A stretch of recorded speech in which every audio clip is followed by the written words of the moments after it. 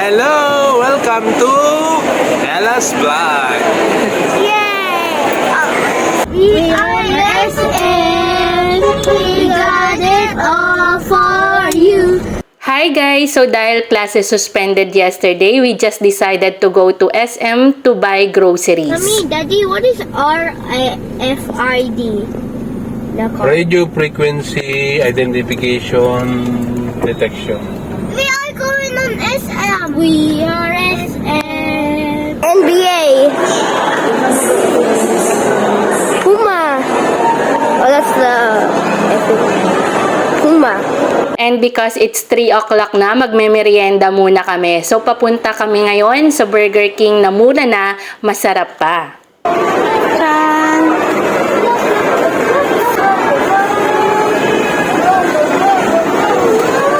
Ayan guys, order muna tayo. We're just gonna order. There is Mommy, the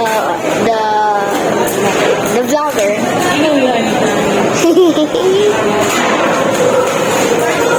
It's taking like an hour, dude. So, bye-bye, Mommy. We're just gonna go to the group. Oh, actually, guys, I need to get the water first. Okay. I just need to get the water. Ouchie, ouchie doopsie. My friend. Where's that seat, dude? Or ugly. And here's the group.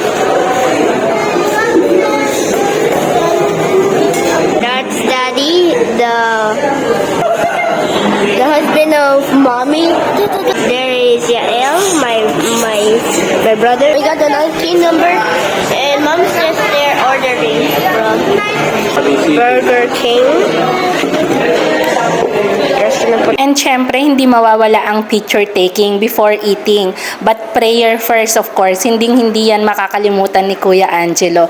Yung tipong nakakalimutan na namin minsan dahil sa gutom, yung naka-open na yung bibig namin, tapos sasabihin ng Kuya Angelo namin, uy, prayer first, Mommy and Daddy. So yun, ay oo nga pala na lang kami ng daddy niya kasi muntik na naming makalimutan. Ichan, what are you saying? About the soda, bebe? What?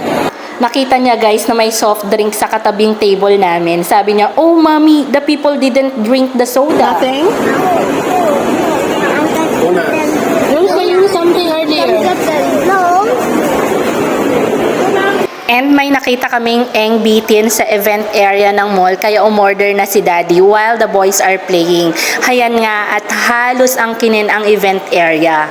After that, grocery na tayo. Actually, mas magastos talaga pagkasama ang mga kids pag nag-grocery. Katulad nito. Literally Lego. Should we buy this? Mama, it looks like Lego. About like one lang. How about one? Okay, one lang, no? So hindi na tayo bibili ng marami, ha? So what is the use of that if it is only one? Oh. That's Lego! That's just... Pero wala ganun talaga. Sila din naman kasi ang dahilan kung bakit tayo nagpapakahirap magtrabaho, di ba?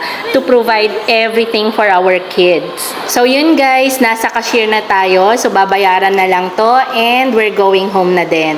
At hayun nga at ginabi na tayo. Pero that's not too late kasi magsi 7 PM pa lang yan. So yun lang guys. Thank you for always watching. God bless. Bye!